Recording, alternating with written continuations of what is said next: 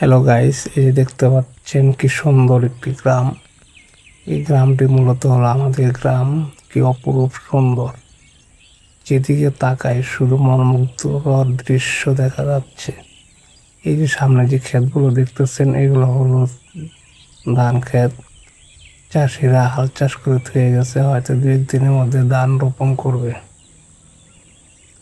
আর সামনে এই যে ক্ষেতগুলো দেখতেছেন, যে সবুজ সবুজ অরণ্য, এগুলো হচ্ছে আলু ক্ষেত। কৃষক আলু রোপণ করেছে, গাছগুলো কত বড় হয়ে গেছে। ফেব্রুয়ারির শেষের দিকে এই আলু ক্ষেত থেকে আলু তোলা হবে।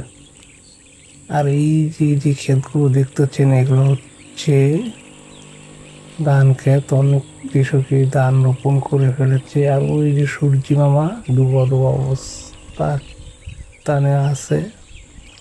এই যে যত দূর চোখ যায় শুধু ধান ক্ষেত আর ধান ক্ষেত। আর ওই যে সবুজে ঘেরা, এগুলা হচ্ছে আলু ক্ষেত। আর যে বাড়িটা হচ্ছে আমাদের বাড়ি, আর বাড়ির পিছনের অংশ একটু, এই গ্রামটুকু।